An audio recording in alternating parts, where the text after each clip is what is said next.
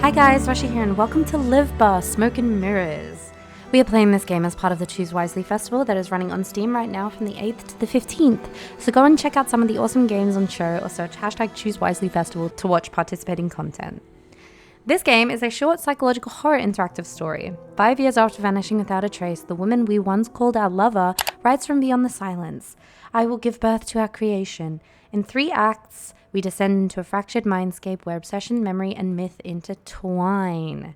This game is developed by InEv Games and is released. You can go and get the full game now if you so wish on Steam. I believe it retails for $14.50 AUD, but currently right now they have a 20% off deal for the festival. And additionally, the developer has graciously gifted me 1 key for this game for one of my lucky viewers. So if you would like to have a chance to receive said key, drop a comment below and I will pick randomly before the end of December. Now, one of the other cool aspects of this game that has been added since I last played is the implementation of the narrative map. So if we go through here, we can see the branching paths that we could take. And we can go and try different avenues if we do not want to, I guess go back and have to play the whole game again. I don't know if you can still hear. My voice is still messed up, so I will not be able to do as good of voices as I did last time. I don't actually remember if they were even good or not. But I'm going to stop yapping now because I feel like I have been yapping for a while. We're going to have a quick look at our settings. Oh, yay, you've got the dyslexia font. Thank you. That's amazing. We're just going to start. I see her in my dreams. Her in that house on the edge of the cliff. Everything changed after reading that letter, the one bearing her name, my old love Lilith. 5 years ago on a dark night, they took her from that house, executed her for black alchemy. I was the one who turned her in.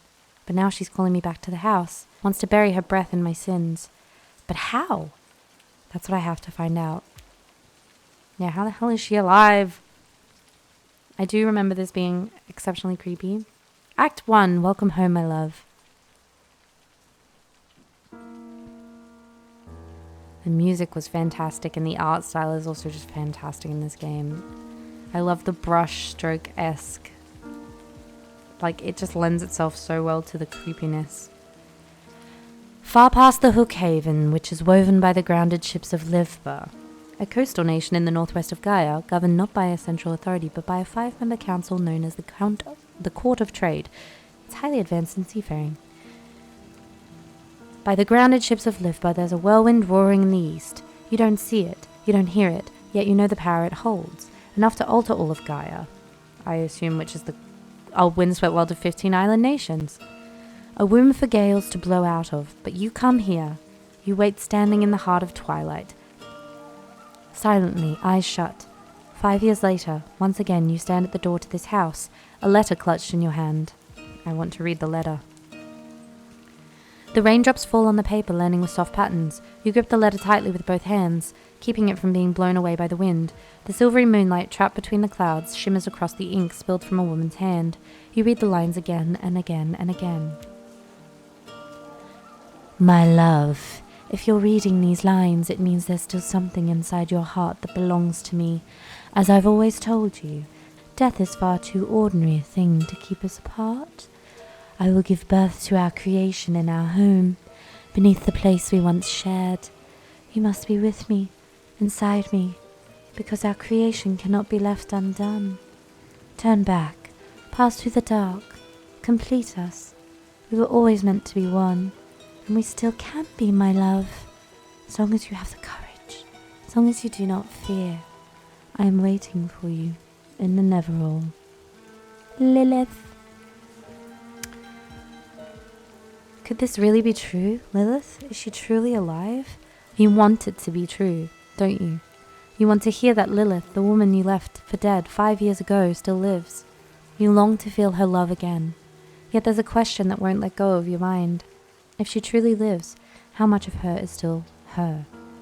I don't know. The question, unanswered, keeps growing in your mind. Your gaze drifts into the distance, as if the answers might lie out there. For but a moment the clouds part and the moon's silver light spills across the sea. Each and every shimmer scatters into 1,000 fragments, but you still remain still. All your limbs stiff with waiting, standing before the door of the house, perched on the cliff, beaten by the waves. It was meant to be. I had to come here. Yes, you believe that. Don't feel bad. Most people in your place would. Standing in the rain, holding a letter from a lover you thought dead for 5 years. Few would think differently. Will I never be able to escape my memories? Never. That's why Lilith called you here, to this house. I don't understand why now. Why after all these years? Questions, questions, questions. If you make enough right or wrong choices, the answers will come. But for now, we must keep going. No more standing in the rain. I'm gonna knock. Yel! Hi! Hi, Yel. Our winged cutie from the sky nation of Aetheros. Cutty? Drifting down from its floating isles, I never found out how Lilith came to find her. But just as your hand reaches the door, you hear Yel's voice. From beyond the threshold, the winged Bacta Cutty. Bacta is born from the third clash between light and dark within the cosmic Neverall. These tainted life forms range from feral beasts to those capable of forming pacts with humans, and living in guilds among their own kind. She is a domesticated bacterium believed to hail from the Sky Nation. The winged Bacta Cutty, who never truly leaves you, and never truly belonged to you. Her white fur glows as if soaked in light, not rain. She spreads her wings and leaps swiftly toward you, landing at your feet. She shakes the droplets from her coat, then she sits back on her hind legs, head tilted, amber eyes watching you with curiosity. I'm gonna pet her. Yel gently brushes her head against your feet. Oh. Then she stops before the door. She looks up at it. With a soft stroke, she traces the door frame with her paw. Then she turns her amber eyes to you. 5 years. How much can a person change in 5 years? It's really on the other side. I mean, a lot can change in 5 years. Ah. Well then, I hope you'll still be here when I return, friend. The wind falls silent for a moment. You hear the waves of the sea easing in the distance. Far, far away, the flash of the lightning strike blinds you, but its thunder never reaches your ears. The raindrops hang weightless in midair. Yel glances at you one last time and spreads her wings, then leaps into the shadows between the rocks. Your fate embraces you. I'm opening the door. I'm nervous. The door creaks open, but even you don't know what it is you hope to see, do you? Your guilt has chased you all the way here, and at last your sins have caught you. I'm ready to face my past. No, you wish you were. Haha, the narrator's like, fuck you, you're not ready. As you crack the door open, the air brushing against your face is stale and musty. The sweetness of Lilith flowers, a white-coloured plant resembling the forget-me-nots, mixes with the scent of something burned. It pulls you back to that festival day, to the moment you first met Lilith. And then, you see her, standing beneath the dim light like she's been torn from the heart of this house. You lose your breath. A chill crawls up your spine and you freeze. It takes you a moment to realize your knees are trembling. Whether from fear or excitement, you can't tell. A whisper slips from your lips. Lilith? She doesn't see you. Uh-oh. Bent slightly over the table trying to light a candle, just as you remember her. Lilith, the ghost of your path.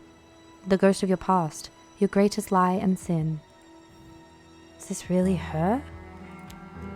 You stare stunned at the woman who stands before you. She should be dead. Her hair no longer shines like it did that festival night. Reddish-brown strands fall over her shoulder like wet strings. I remember this chair. One of its legs was shorter than the rest. It was made from a piece of shipwreck. Okay. It's the moonlight of the first circuit, that sweet stretch when all of Gaia drifts to sleep on Melton. Her skin is sallow, a ghost-like paleness, and her eyes, the moment she turns her head, you meet them. Another hollow question slips from your lips. How? You remember. The festival night. A warm breeze carries the city's aroma far away. You two slip away from the crowded streets.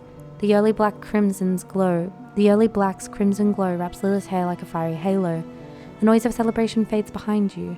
Right there, you hand Lilith a bouquet of white tall flowers. She looks deep into your eyes. She smiles, tossing her hair back. She asks the same question. White talleth flowers. How did you find these? There's nothing I couldn't find for you. A beautiful lie, told so well even you believed it yourself. My love. She looks at you as if about to say something. A pained smile touches her lips. The silence hangs between you. You've finally come. You're alive. How can this be? I assumed you had read the letter, my love. Death is far too ordinary a thing to separate us. When you left me that night, I left the boundaries of my body. Isn't that what we always sought in the end? I wasn't the one leaving you, Lilith. You wanted this. This isn't the time for accusations, my love. After all these years, to finally see you. Come, sit. As the candle flame flickers, you think you see a brief shadow of hatred flash across Lilith's face, as if beneath her skin another face is waiting. Well, sit in the chair. The wooden dining table stands between the two chairs, layered with years of dust and the remnants of long-forgotten meals. A candle flickers at its center. Its flame shivers with every touch of wind seeping through the walls. It waits, longing to burn out and unleash what's been waiting in the dark. I thought this place would have collapsed into ruins after 5 years. It wasn't exactly in great shape even when we lived here. As long as you remember this place, it will not fall.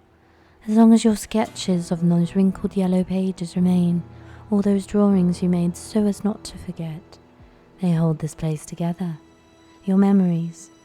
Come, let's eat. I think you'll enjoy it. Oh. You recall the bitter cold of the last Circad, which is a time cycle marking a 3-year period on Guide, divided into early, mid, and late Circad phases based on labor intensity. Okay. The windows are fogged, but the house is warm inside. Or perhaps it only feels that way because of her smile. You hand her a cup of hot tea and then curl up beside her under the blanket. She takes a sip, sets the cup down on the side table. She wraps her arms around you. She says the tea leaves a sweet taste first, then bitter. Just like you, she adds. You don't understand at first, only smile. A strange chill follows. You never drank that tea again. Weird. Oh no! Hi, Lilith! That look in her eyes, like something else is writhing behind them. It's her, but not. None of this feels right. The flame of the dying candle fights to burn with all its strength. Soon it'll go out completely. I really put in work to make tonight perfect. I wanted certain things to be flawless for our reunion. After you left me to rot, it's been... She pauses for a moment, looks out the window where the moonlight falls. You thought I should have died. I know you did. After I made you that offer, after I told you that we had to become one, our souls, my love, we had to piece our souls together and bind them with that alchemy ritual. You expected me to pay the price for your madness, Lilith. I said no because you had decided to destroy me. I had to make a choice. Her hand holding the fork freezes in midair for a second. As the silence stretches, her breathing deepens. Ha! My madness. I offered you love. Only love. A love so deep that even death couldn't end it. But you were afraid. Afraid to be with me beyond the never-all. Which is the infinite cosmic void that existed before the birth of the universe. From which the forces of light and dark emerged. You betrayed me. Did you think I wouldn't know? When I told you about the black alchemy ritual. When I spoke of piercing our souls together. To crown our love, piecing, I meant to say. You saw my blood, heard my screams. You saw me vanish into the dark of the waters. I'm remaining silent. She turns her face towards you and it darkens with hatred, with rage, with something darker and with something even I cannot name. Her skin ripples as if 100 tiny things move beneath it. Ew. You can't tell if it's real or just the candle's flickering light playing tricks on you. Then just as quickly as it came, the moment passes. Lilith slowly leans back. No, you didn't even know what you wanted. Ha! How simple your little brain thinks, my love. And still, you called it imprisonment, the splendor I saw. You called it madness, the happiness I offered. My dearest, I know you're afraid, because my love forces you to become who you truly are. Don't worry, I'm always with you. The wooden walls of the house groan under the assault of the rain. Driven harder by the wind, the sea crashes against the cliffs, then pulls back into itself with a hiss of white foam.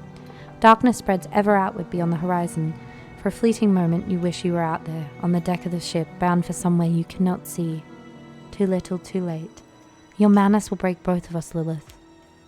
It already has, my love, just like those paintings you love so much. It's It's not my madness. Oh, no. It's your cowardice. Nothing more than a diseased reflection of faded memories in your mind. Like this place. Like me, like you. Go on, eat. Pork meat. I cooked it just the way you like it. It wasn't easy, but it melts slowly on the tongue. When the fat coats the roof of your mouth and slips beneath your tongue, you'll taste the herbs. Pork meat? A sacred animal in Chaldea. Known to live in herds, they have long manes and specialized pincers used for communication. Strongly driven by a sense of belonging, they bond only with certain homins. When threatened, they can secrete a toxic chemical. I never imagined pork meat could be edible. Oh my god. After the festival where we first met on that first night when you told me you loved me, we saw a pork, remember? It was magnificent. Its mane was long and beautiful.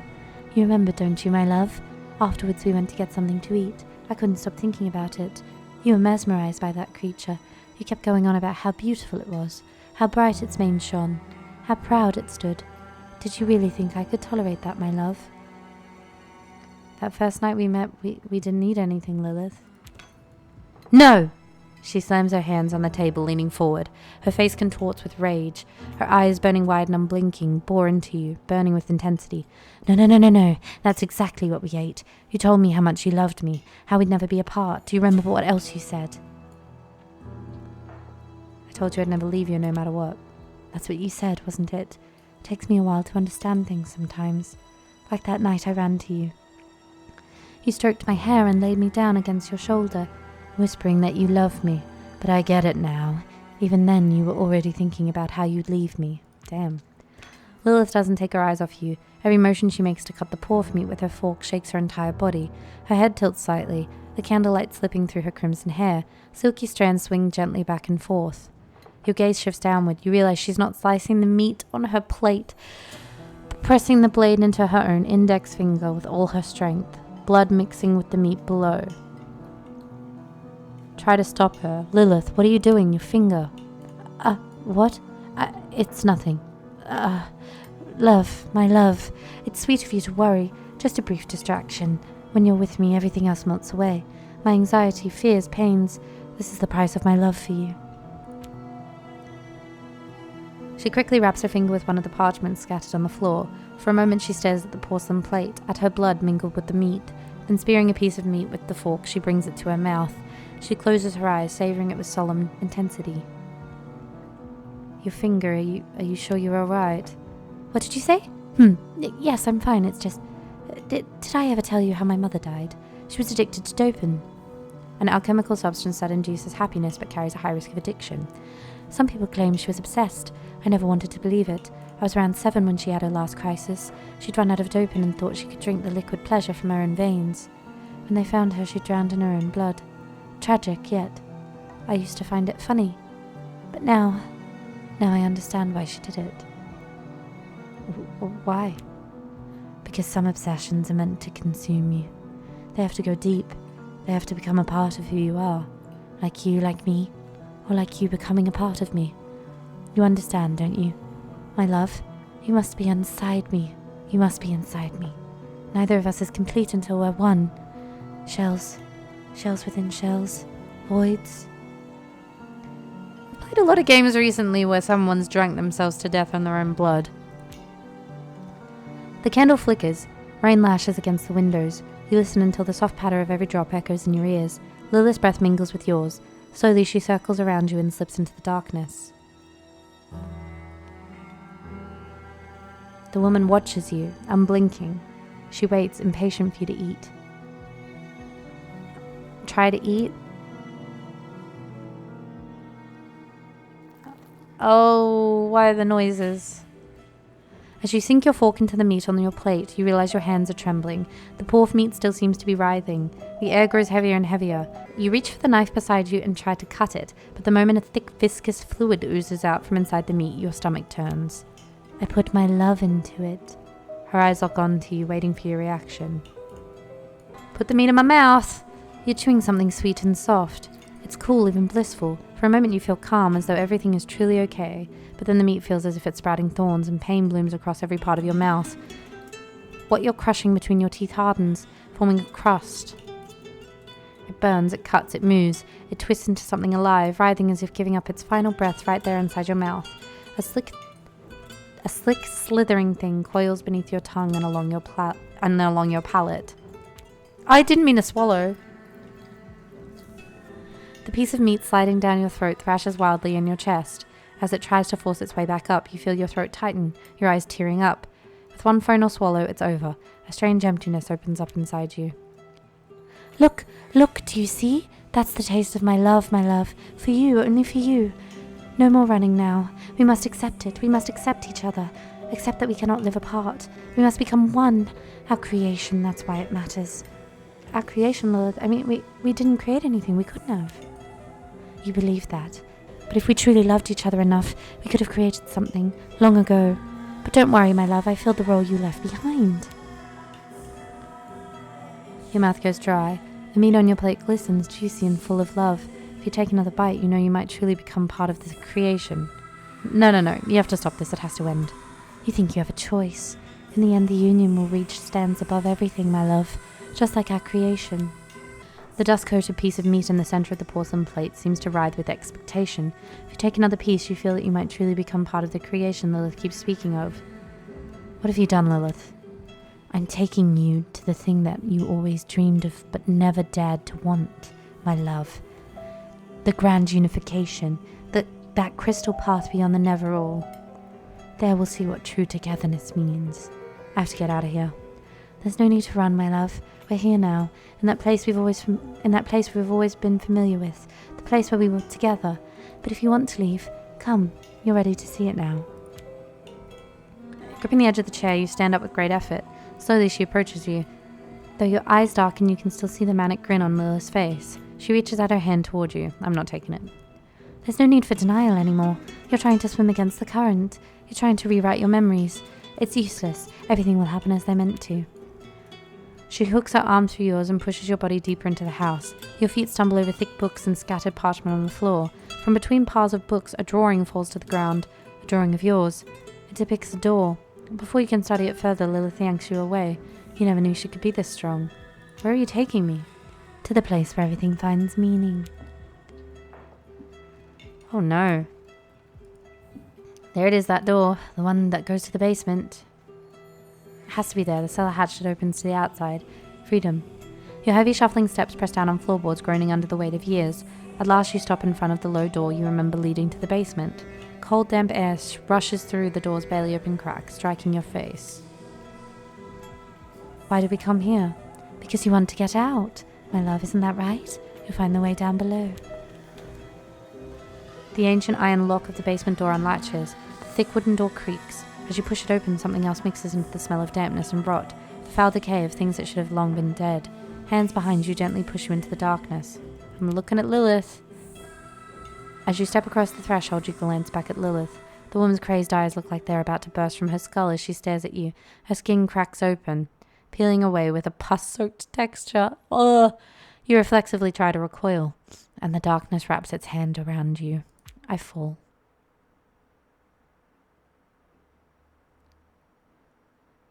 Odi et intelligo, clare id faciam, votasse requiris, nescio sed fieri sentio et bitis sum. I don't know if I said that in any way right. Probably not. Act 2, Echoes Deep Within. Oh my gosh. I don't like this at all. Ah! I do not remember the basement stretching to this far. In the dark, you pause a moment. Your mind strains to grasp what this is. Lilith, food creation. The dust and creak of boards mingle with your hurried breath. Beneath your feet, stairs descending. Lilith's creation, it was herself, wasn't it? Gods, what was the thing that I saw? A frenzy heavy with hysteria, and perhaps the dreadful wrath of one returned from death. The madness of a soul trapped in an endless loop. How can you ever know what truth is anymore? What I just lived through is real. Few who face such dread believe it was real. Perhaps this time, that belief will be what frees you from this basement. Where am I? Try to examine my surroundings. When the basement door closed, you felt yourself pulled into the void. Now beneath your feet, wooden steps leading down. The basement. Could I find a way out through the basement? Once on a sunlit morning of the first circad, you saw Yel descend these very basement stairs. You followed after, finding her scratching at a hollow in the corner. When you drew near, you saw it was a hatch, opening outwards, old broken hinges rusted. When Lilith saw it, she grew fearful. Could I use this hatch? You could try. In the end, do you have another choice? Do I remember what it looked like? Yes, a hatch made of wood, round wedged among the stones of the wall, plastered with mud. You hardly noticed it before. I could use it to get out. I'm gonna go down. The wooden steps groan beneath your tread. Their cries, like the house itself, are bitter shrieks. From unseen depths rise a heavy moan. The stink of mold and damp. One step, another. You go down. Open the door slightly. Uh-oh. You re-rise from the dark as the basement stairs sink into an abysmal silence. Your steps find solid ground. Old memories, you remember the rooms beneath this house you once shared with Lilith, but like everything else, this place feels unfamiliar now. Lilith, her dread is still fresh, sharp and ripe. Crystals growing between the stones and the wall cast a faint pale light. When you lift your head, you see 2 doors standing tall in the wall ahead. In this room where everything is decayed and fallen apart, the only thing still standing is this table. There's a portrait on it. It must be one of my drawings. An almost torn apart book. There are bloodstains on it. The writings in it are unreadable. I have to get out of here. At the end of this place there must be a way. A passage to the cellar hatch outside. There has to be. Gods, I don't recognize this place. Where am I? As your eyes adjust to the crystal's pale glow, you survey the chamber. The stone walls drip with dampness, cloaked in moss. When you listen closely, you hear the crash of waves hammering the cliffside. Beyond, knowing a world still waits outside, grants you a fleeting comfort. On the walls to your right, 2 circles are carved. Harsh lines slash between them, refusing union, drawn with hateful strokes. Before the wall where the crystal is embedded.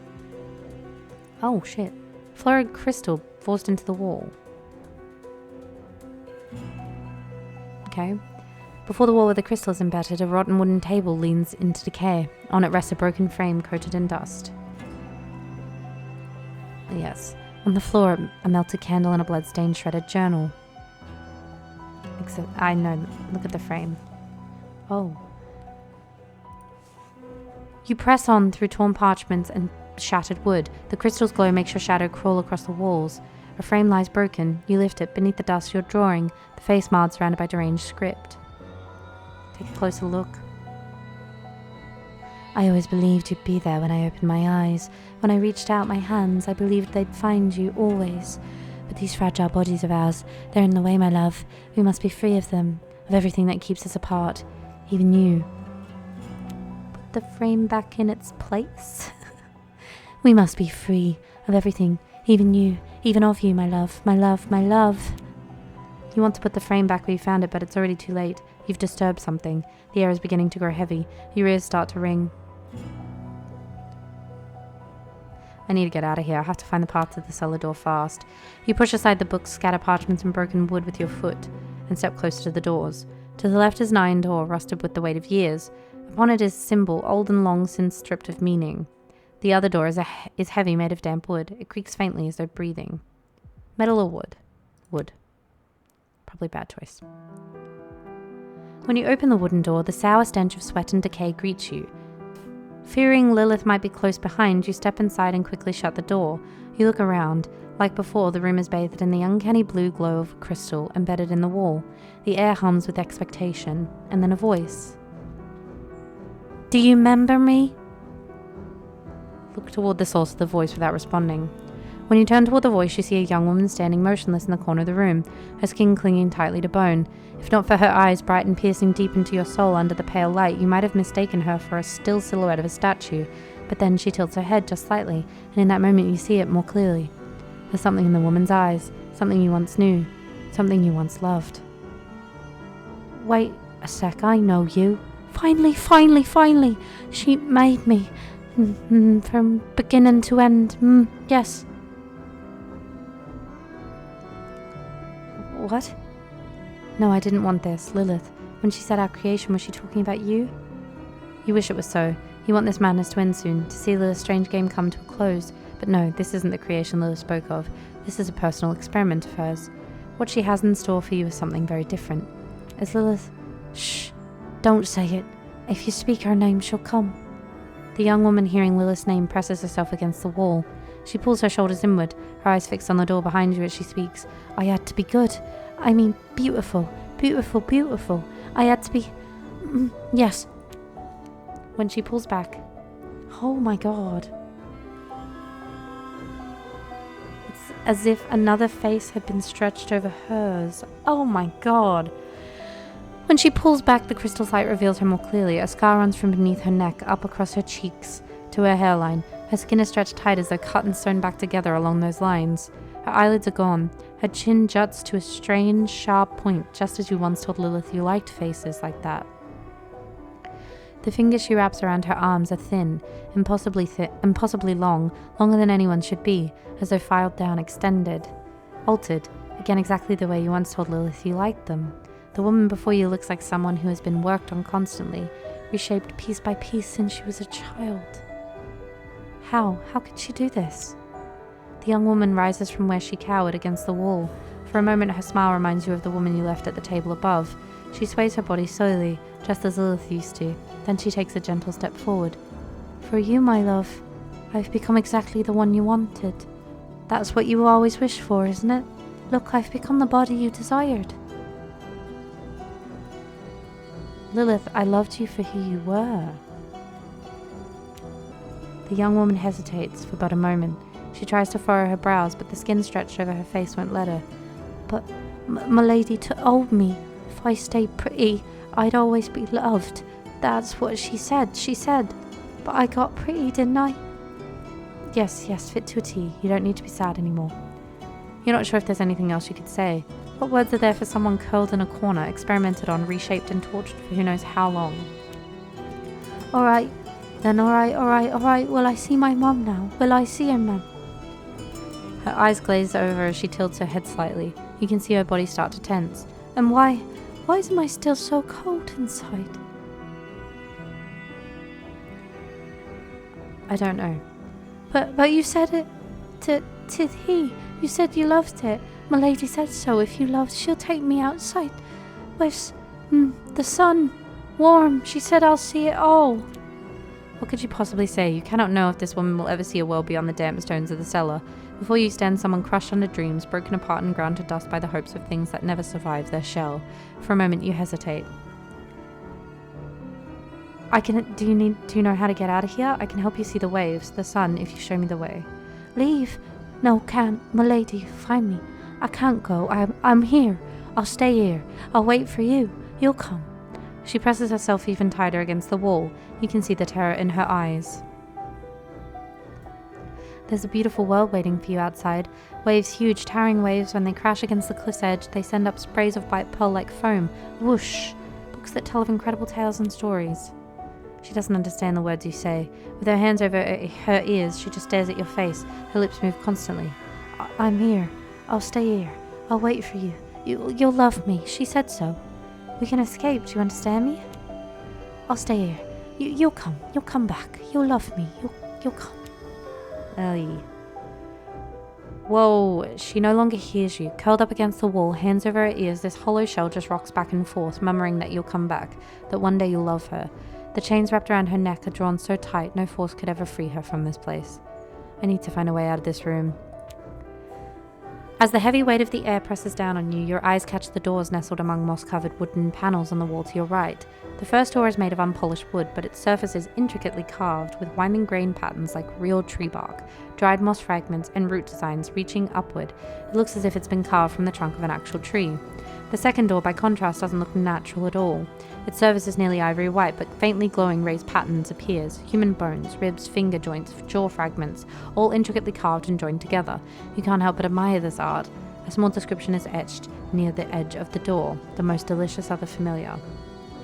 Tree trunk. When you touch the door, you feel a pleasant warmth, as if touching a living body. As your fingertips move across its surface, you hear a rhythmic vibration, like a heartbeat. In that moment, you see a large tree in a garden filled with white flowers. It was a sapling your father planted. When it grows, you'll sleep in its shade, he said. That day never came. I'm going to pry the door open and be absolutely horrified by what comes next. When you push the door ajar, the stifling silence of the empty room makes the rush of blood in your ears louder. The cracked crystal in the wall casts its uncanny blue light across the furniture and the doors. I don't remember a room like this. Where is this?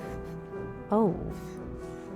Moisture and moss coat the walls. In the left corner sits a bed, its sheet stained with blood. Urine and pus. A cloth doll rests on top. The floorboards are rotting, scratched and battered as though someone dragged things across them, slammed them down. Against the far wall stands a rusted metal table, its surface littered with mirror shards. Before it lies a collapsed chair, its leg bent.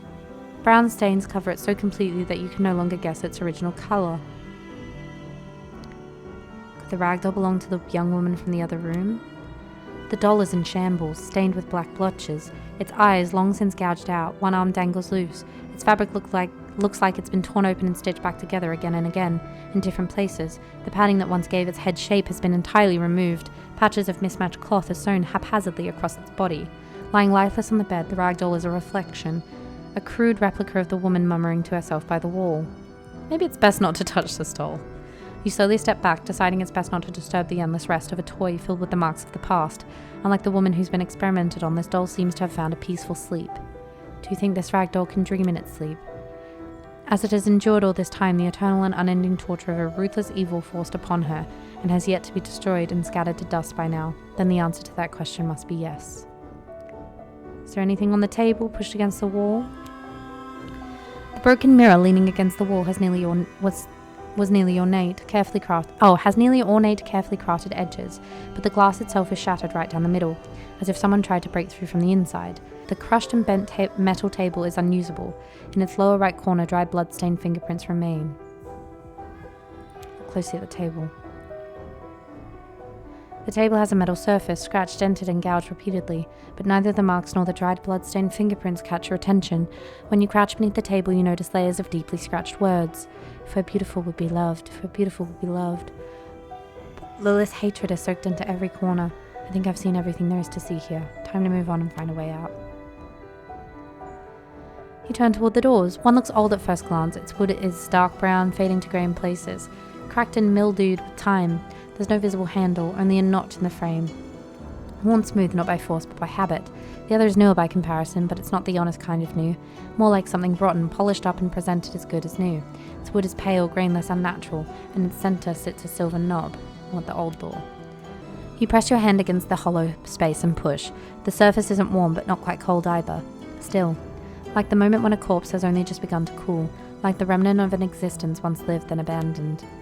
The tips of your fingers snag lightly on the wood splinters, just like the times when, as a child, you ran your hands over the amicid boxes while hiding at your mother's alchemy table, just like the life you had before her death, and before you bore the weight of that responsibility. You open the door. Amicid is an alchemical material extracted from the depths of intestine, naturally imbued with energy, or aura. Okay. What horrors am I going to see behind this fucking door? Oh, hallway. Paintings, books, some of them resemble the ones I used to paint. Lilith, she loved when I drew her. She said each of them carried a piece of her soul. At first glance, it seems a cold and empty room. On the damp walls, the light seeping through the half-open door glimmers like scattered pearls. The dust woken from its endless sleep whirls frantically around you. Then you see them, paintings and canvases thrown into the corners, torn, ripped, shattered. A great hatred has turned every one of them into the wreckage of a massacre. The room opens into a corridor without a door. The paintings belong to Lilith, don't they? Don't you recognize them? Your own brushstrokes. Your hand, your colours, faces yellowed, scraped away, left unrecognizable, every one of them born of you. Of course, how else could it be? That portrait, the face carved out. Near the doorway, caught in the light, you lift a portrait from the floor, a woman's face, clawed away and finely torn. At her neck, once hung the necklace of coloured stones you brought Lilith from Cardia, an opulent island nation in the east of Gaia. I better keep moving. Leaving everything behind feels like the only right choice. Lilith's madness has seeped into every corner of this room. You move slowly toward the door at the end of the corridor. Blood roars in your ears as you push the slightly open door. This must be where you'll find the cellar hatch. Pass through the gap. I don't like this. The door opens without resistance. Inside it's a little brighter. Metal tables are scattered across the room, each layered with dried blood. On the floor, small pools of urine and pus mingle with damp stone, releasing an unbearable stench, and in the midst of it all, hang bodies on chains from the ceiling, rotten, hollowed out, left on hooks to be forgotten. Who dares disturb my century-long slumber? The voice sounds as if it's scraping its way out of a throat that shouldn't still be alive. Who are you? I'm over here. Come closer. I don't bite. Well, I'm kidding. Of course I bite. But right now that's not really an option. I'm a bit tied up, you see. The thing before you is a body. Oh! Without its lower half. Another of Lilith's experiments. Its arms are chained to the ceiling, a hook driven through its shoulders. Its head lolling onto its left shoulder watches you with curiosity. It doesn't take long to notice that one of its eye sockets is empty. What happened to you? What happened? That's kind of a long story. I can tell you though. Come on, pull up a chair, sit. I'm fine right here, thanks. Are you going to tell me who you are? I'm just someone who talks, alright? You're asking no right questions. Like none. Plus you're in a rush. Got somewhere important to be or something. Right questions? What even are the right questions? See? That's still not the right question. But don't worry, your secret's safe with me. You know, the whole ex-lover drama and all that. He winks with one eye. Secrets? What secrets? Exactly, golden boy. That's exactly what I'm saying. There's no deep secret you've locked away. Nothing hidden. Nothing chained up inside you at all. He winks again. As he forces his head forward to wink, the movement causes the chains to clash, a metallic clatter that echoes through the corpse-filled room. But the sound doesn't stop there. Somewhere in your mind, the noise starts to transform into a series of indistinct whispers. I don't understand. How do you know all this? What are you? Ha! Now that's the right question. I'm glad you asked. Because the truth is I haven't seen myself in a while. I don't know what I've become, but something's definitely missing. Definitely she's been trying to fill the void with something else. Were you someone once? Or did she create you? Now that's another good question. I've been asking myself the same thing every night for the last 3 years. I was someone once, yeah, but it didn't last long. Because the last time that someone opened their eyes, Lilith was staring back at them, and then BAM! From that moment on, I was forced to choose between being someone or looking like someone. Which one did you choose? Guess. His face falls blank, head drooping to one side, lips pressed into a straight line. At last he speaks. I chose to look like someone, because being someone meant making choices of my own, and I have nothing other than what's given to me. Not anymore anyways. Lilith doesn't show mercy until she creates. She consumes them until nothing is left but a shell. But you're different from the others, aren't you? Ha! Your observation skills are truly remarkable. The others weren't exactly talkative. They couldn't give voice to the parts you've kept locked away. I guess I was a bit more useful. In the end, they were Lilith's creations, but me, you created me. Look, I'd love to stay here and talk about who created you, but I need to get out of here. There's got to be a cellar hatch somewhere. Where is it? So Lilith and her creations didn't really catch your interest, huh? Fair enough then. If this room's what you seek to pass, then answer me riddles first. No need for class. No riddles. The cellar is not here, golden boy, it's that way. As his left hand shifts, the chains clink and rattle against each other. Mind the doors, they have a reputation for taking you where you don't want to go. What's that supposed to mean? So we're doing this again. Fine. You're trying to escape, aren't you? From the reality, I mean. But I've got bad news for you. You already know where the hatch to the outside is, golden boy.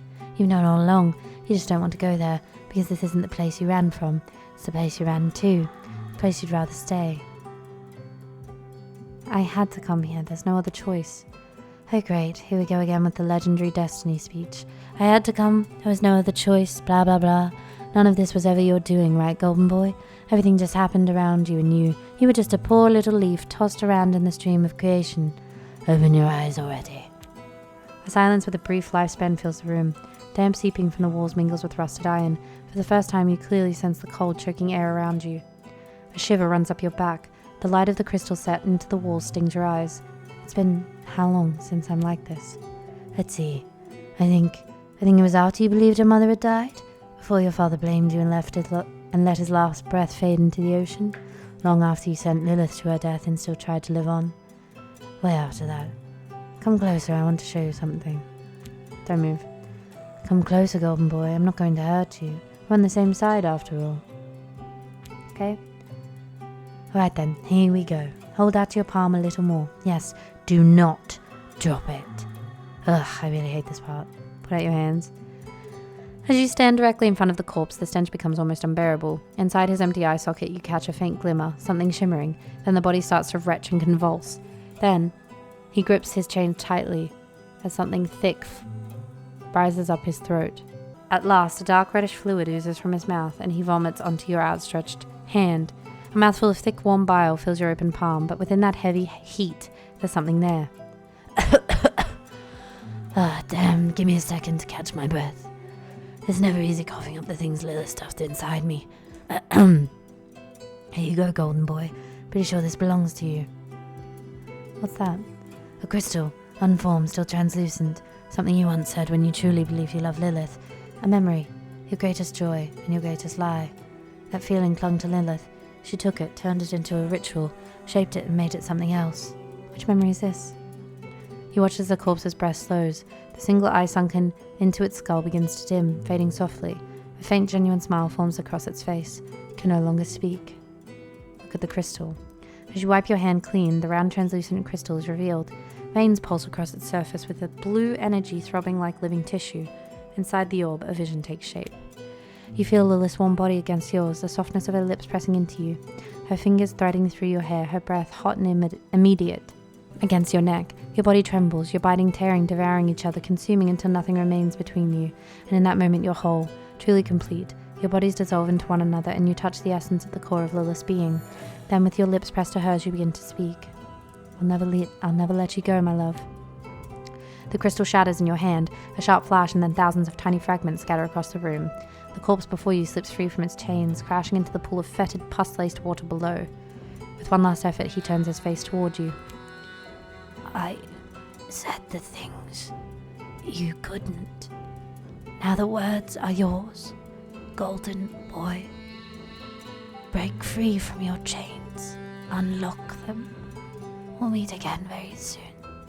The corpse looks at you, that same faint smile still on his face.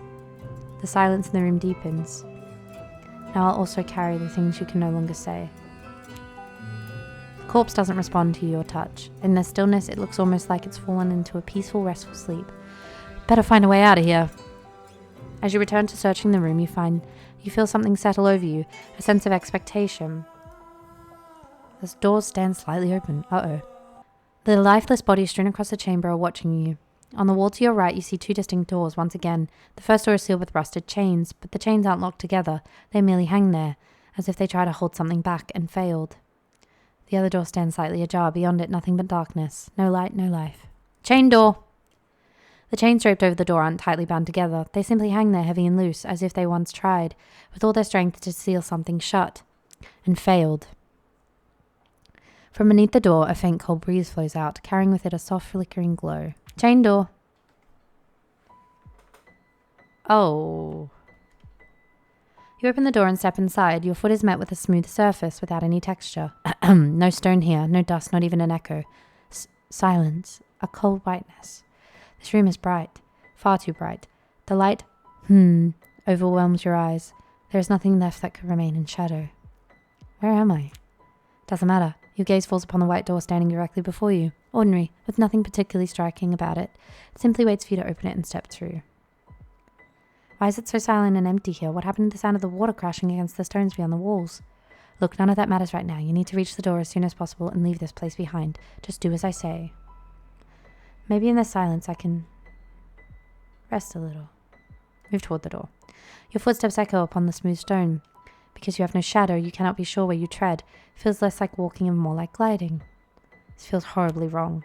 Yes, because we weren't meant to be here. Your story wasn't supposed to continue this way, but we can easily fix that. Why are you anxious? Anxious? No, it's just that we weren't supposed to be here. There's nothing to keep the story flowing here. No plot, no character, no rhythm, no object. This place is completely empty. There's nothing to narrate here. And if there's nothing left to narrate, then having you around is pointless completely, isn't it? Listen to me, you piece of meat. I'm the one keeping you alive in this burned-out, piss-stinking house. The one stopping you from curling up inside the madness in the fetal position is me. Got it? Now do as I say and get to the door. I think I won't do that. You think you're very clever, don't you? I'm the master of this story, and if I have to get us out of here... You see the room beginning to shrink. The walls stretch in unnatural ways. The wall before you seems to be closing in on you. You know, You have to open the door. I could say no, I don't want to be the victim of the story. Yeah, no, I'll no longer be the victim of this story. I'm going to decide for myself. You want to simply stay in the whiteness, to stop, to rest, to remain in the silence forever, don't you? This never happened. Perhaps I didn't create this room, but I created this whole illusion for you, and if you no longer wish to take part in it, farewell, leading man. I hope you enjoyed the story I narrated for you. Wow. When I came to against the wall, the pain in my skull was unbearable. It must have been another foul dream. Step and look around. Ugh, water trickles from the ceiling again. Moonlight. Must be midnight or thereabouts. The house is collapsing. 5 years. Dust and decay. I'm hungry. Look around. The dining table and its toppled chairs remain. On the table, dust-caked plates. Ugh, water drips again from the loft above. Insects scatter across the floor. Are you searching for food too? Huh, what sound was it? What was it, Lilith? Go to the kitchen. Kitchen's empty. Cockroaches scatter across the counter. Am I hungry? Not truly. What was desire meant to feel like? There's nothing here. I killed Lilith. Did that voice come from inside? Return to the living room. The same floorboard groans beneath me. Is it my guilt that weighs it down? The window shattered. Did I do that? Likely. Doors lie toppled. One leg of the table sags, ready to snap. What was that noise? Lilith, is that you? Go to the basement. The board cracks beneath my step, rod everywhere. I drag my feet and I move inward. Was the sound from here empty, hollow? What was here? Ah, yes, the door. Of course, the door where I killed Lilith. Did the sound come from within? Lilith? Her love was madness, and I knew it would be the death of me. Terror drove me. I fled. I knew she would never lose her hold. Thus I had but one path. I had to be free of her. I could not do it. No. What was that? Who speaks? Lilith. Is it you? Go down. There were paintings watching over these stairs, beautiful ones. Lilith and I together. Now nothing remains, nothing at all. Go to the basement door. Boards creak everywhere, splintering, falling apart. The plaster has fallen from the walls, exposing what's beneath. This is it, yes. Here they took her after I betrayed her. They seized her arms and dragged her away. First they cut out her tongue so she could conjure no alchemy again. Lilith, is that you? Open the door. Darkness, the stairs have long since crumbled. She told me herself. This is where they carried her out. They took her. Then they cut off her limbs so she would never walk again. I'm coming, my love. Are you calling to me? Where are you? Blue light. Where could it be coming from? This is the basement with one room. Damp stones cover it in moss. She had drawn a circle here. She had stood at its center. When they took her, they flayed her face so no one would ever recognize her again. My love? Lilith? The blue light shimmers over your wet clothes. Right. The salty water of the sea drips down from where you were thrown. Your hands are severed. Coagulated blood pools black at your feet. The flayed pieces of your face hang, oozing pus. Your lidless eyes stare at me. I'm sorry. My voice echoes off the stone. Her arms hang limply at her sides, motionless. There's rage in her eyes. Lilith, my love. She doesn't answer. Not sure she hears me. From the slit in her bare face, shaped like a mouth, black fluid drips out. It spills to the floor. Lilith, is that you calling to me, my love? Where are you? Go upstairs. Jesus. All your memories will slowly melt away like tears in the rain. I like that the narrator I was like, no, fuck you, narrator, and then they left. The end! 2 of 8! Oh, God! Oh, good God! It's like it's his own guilt that is crushing him. Wow. That is a horrifying visual / uncomfiness. Let's have a look at the narrative map and see where we went.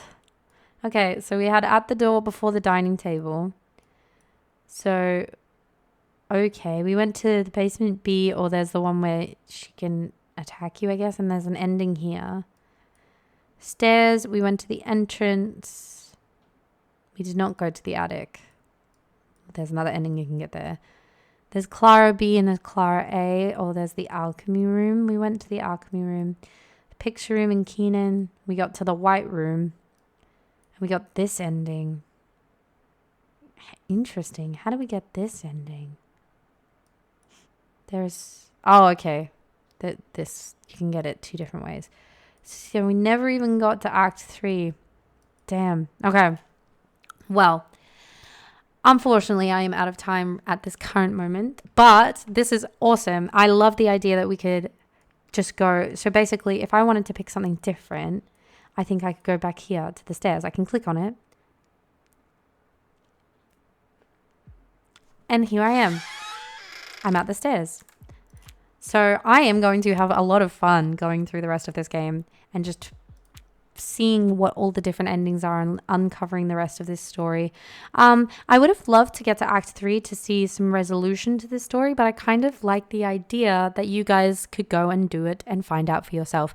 Like I said, this is called Livber, Smoke and Mirrors, and you can go and check it out on Steam, give it a wish list, give it a purchase if you like. It retails for $14.50 AUD and it currently has 20% off right up until the 16th of December. For the hashtag Choose Wisely Festival. Make sure if you do play it, you give it a lovely review and let the game devs know what you thought, if you liked it. Additionally, remember, I also have a key to hand out to one lucky person.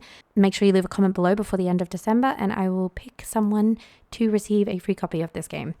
Thank you once again, Osman, for graciously giving me a key and for allowing me to play this wonderful game. I'm excited to explore this universe because it is fascinating, the amount of in-depth world building that you guys have gone to and just the uncomfortability and the ickiness I feel playing it makes me appreciate the effort because it takes a lot to make me feel that way. So that's going to be it for me today, guys. Thank you so much for watching. Remember, go check out the Choose Wisely Festival on Steam and watch some other lovely content creators that are participating. Go check out all the wonderful games. Give some love to all of the developers and their games that are on showcase. I will leave it there. Thank you guys once more for watching. I hope you have a wonderful rest of your day. I hope you get to play many, many games and I will catch you in the next one. Bye, guys.